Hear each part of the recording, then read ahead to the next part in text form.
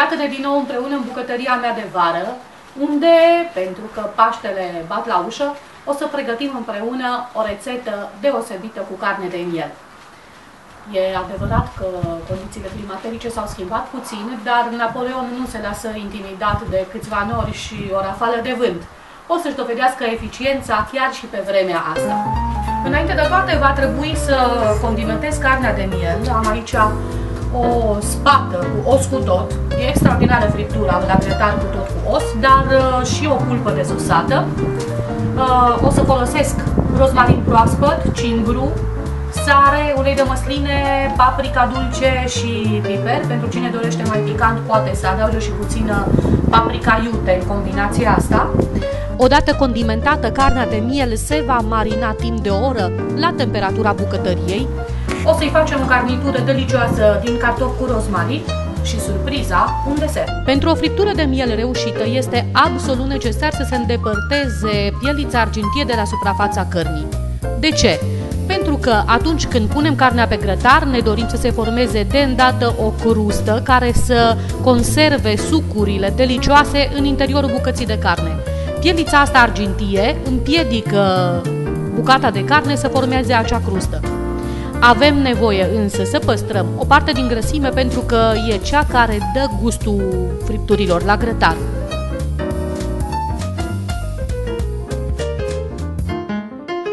Carnea de miel are nevoie de un amestec bun de condimente și ne apucăm acum să-l pregătim. O să încep cu 2 căței de usturoi mari, pe care îi zdrobesc și o să-i toc foarte mărunt.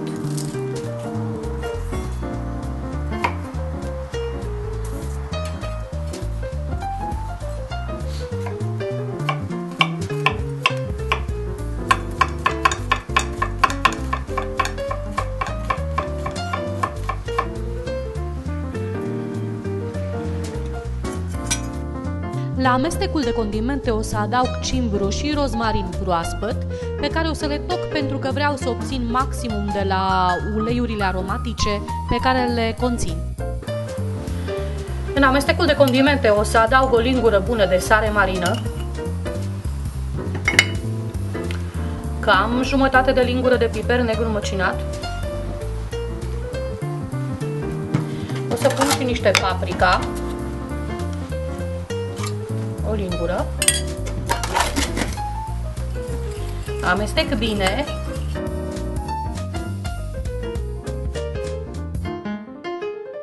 Și adaug ulei de măsline, puțin câte puțin, amestecând continuu, atât cât să lege compoziția, să se formeze o pastă aromată.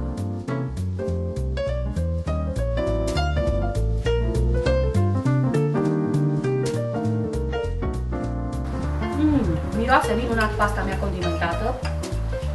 Hai să o întindem pe carnea de miel. Condimentez carnea și pe o parte și pe cealaltă, să frec bine astfel încât aromele să pătrundă în fibrele de carne.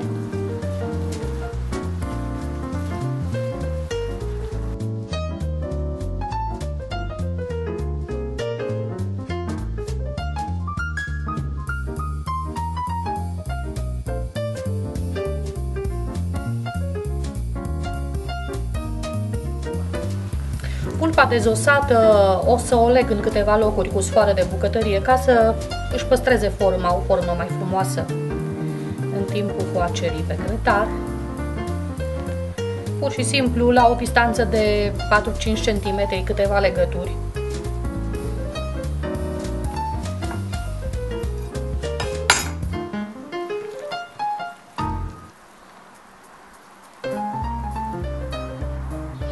Iată că am terminat și cu pregătirea cărnii de miel. Este bine condimentată. O să-și tragă din pasta asta o bogăție de arome. Acum o să o acopăr cu o folie alimentară și o să o las să se marineze la temperatura bucătăriei timp de o oră. Câtă vreme carnea se marinează, am să-l exploatez pe Napoleon cât pot mai eficient, așa încât să termin celelalte feluri ale meniului meu complet. Pe arzătorul lateral am pus la fiert cartofii, pe care îi las să fiarbă nu mai mult de 8 minute, cât să se înmoaie puțin, dar să fie încă fermi. Când ajung în această fază, îi scurg de apă și îi las să se răcească. Cât timp se răcesc cartofii, atât cât se pot atinge și carnea se marinează, o să pregătesc un sos cu care o să băițuim carnea în timp ce se va face pe grătar. Încep cu o ceapă roșie, care va trebui tăiată mărunt.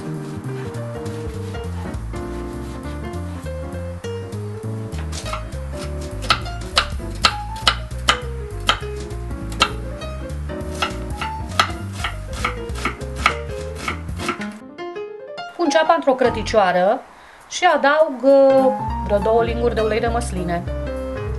Crăticioara cu ceapa se pune pe arzătorul lateral.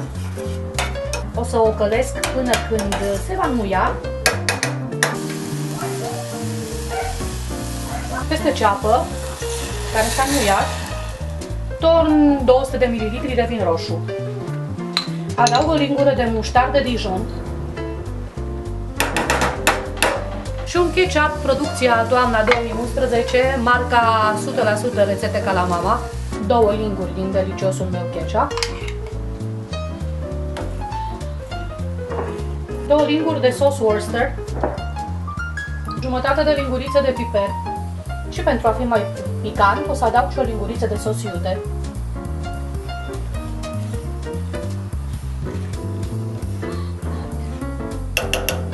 Sosul a început deja să fiarbă, îi pun capacul și îl las cam 30 de minute. Cartofii au fiert, sunt semi-gătiți, deci au o consistență fermă și acum o să le dau gust. Am luat o rămurică mărișoară de rozmarin pe care o să o toc mărunt.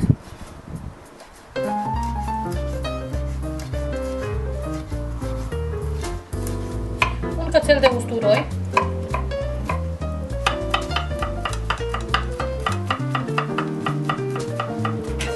Toate astea le pun într-un castronel.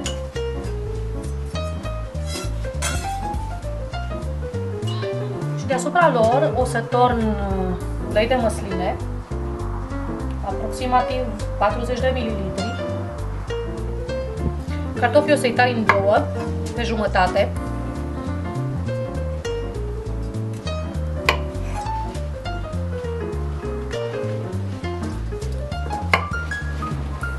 Voi înșira jumătățile de cartof pe câte o frigare metalică.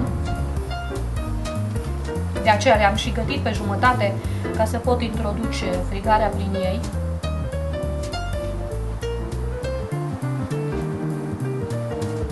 Frigările de cartof pregătite se condimentează bine cu sare marină. Apoi uleiul cu rozmarin și usturoi se distribuie deasupra lor. Cartofii fiind încă destul de călduți, vor absorbi foarte mult din uleiul ăsta aromat.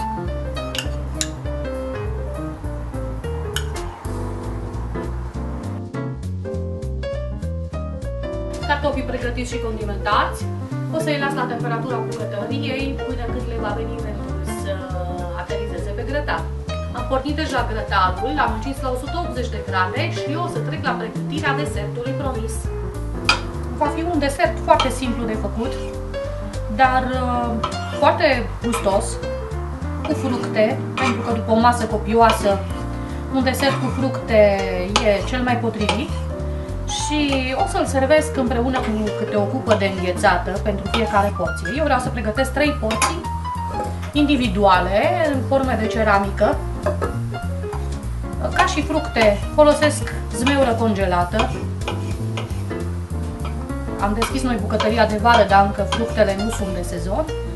Și cred eu că zmeura se va potrivi foarte bine cu pere.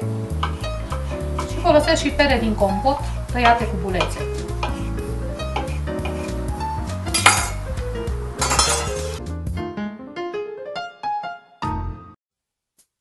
Ingredientele pentru desert sunt un praf de sare, o păstaie de vanilie, 100 de grame de făină, o lingură cu vârf de fulgi de ovăz, fructe în amestec, zmeură și pere, 4 linguri de zahăr brun pentru crustă, 3 linguri de zahăr brun pentru a îndulci compoziția de fructe, 90 de grame de unt și o lingură cu vârf de amidon. Mai întâi și mai întâi o să ung foarte bine formele în care o să pregătesc desertul cu unt.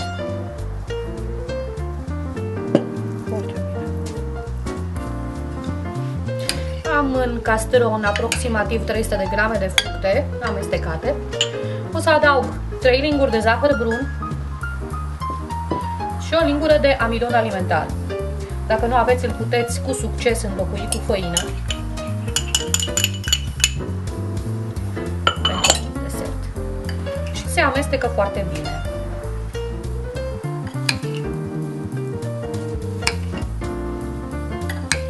Amestecul cu fructe se împarte în mod egal în cele 3 forme sau, în fine, câte forme pregătiți. Țineți cont să adaptați cantitățile de ingrediente ca să ajungă pentru toți invitații de la masă.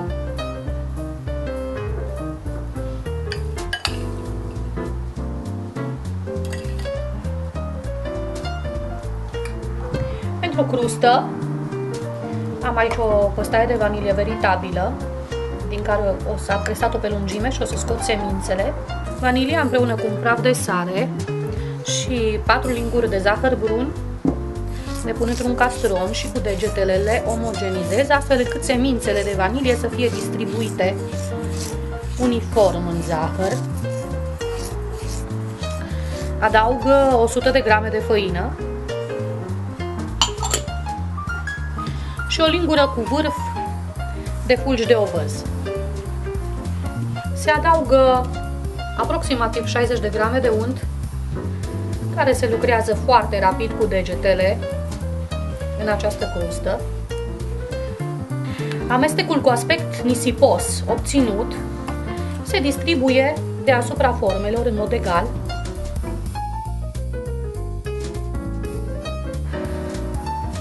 Se presează bine crusta deasupra fructelor din formă cu dosul lingurii. Desertul este pregătit și o să meargă în cuptor. Napoleon nu este numai un grătar, ci și un cuptor și încă unul dintre cele mai eficiente. Am oprit unul dintre arzătoare și le-am păstrat pe celelalte două la poziția minimum ca să fixez temperatura undeva sub 200 de grade, în jur de 180-190 de grade.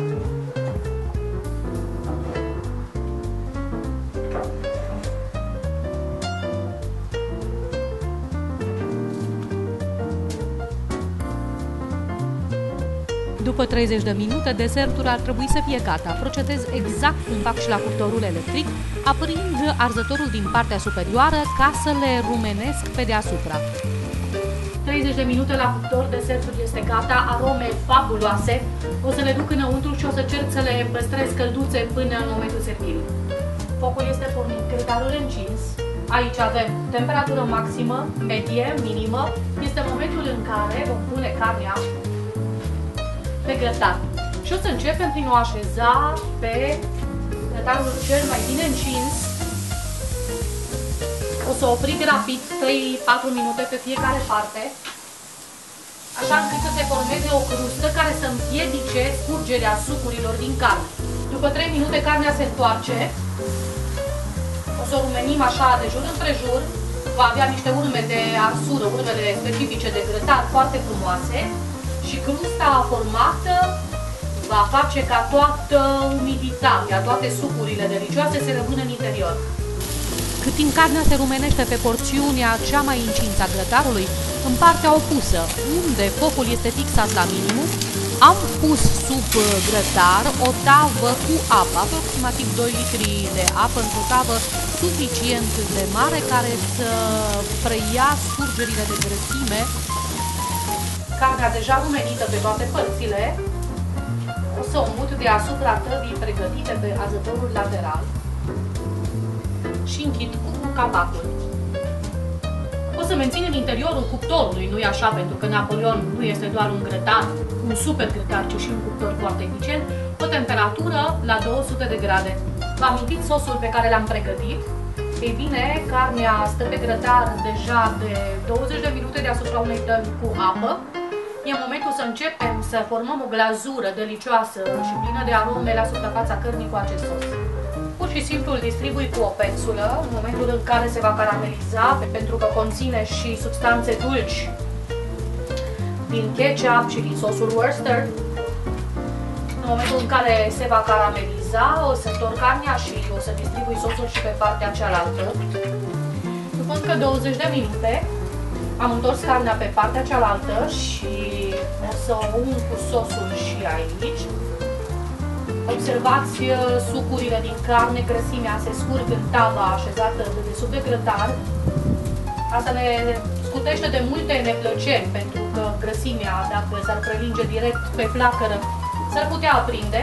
În afară de asta, aburul care iese din tavă are și el un rol important în menținerea umidității cărnii și în gătirea ei, ce nu. Este momentul să pun pe grătar și cartofii pregătiți dinainte. O să-i pun cu fața în jos, pe grătarul încins.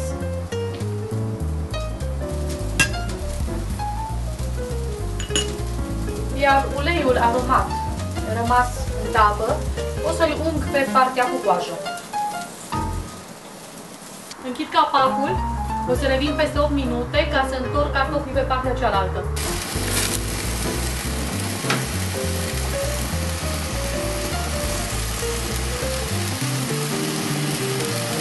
Ridicăm friptura. Mai întâi bucata de carne cu os, pentru că întotdeauna cea cu os se va face mai repede. Osul și el conduce căldura în interiorul bucății de carne. Da, bucata de carne cu os este deja gata, se eliberează sucuri clare atunci când este înțepată cu curcurița în partea cea mai groasă. Cea fără os o să mai las câteva minute, 10, poate 15 minute. O scot și o acopăr cu folie de aluminiu. Este momentul în care voi scoate de pe grătar și bucata de carne dezosată. În total a fost gătită aproximativ o oră și 45 de minute, 15 minute cât s-a rumenit pe toate părțile și restul timpului deasupra tăvii cu apă. Este o bucată destul de mare, oricum durata de gătire se va adapta cantității de carne. O acopăr bine și peste 15 minute e gata masa.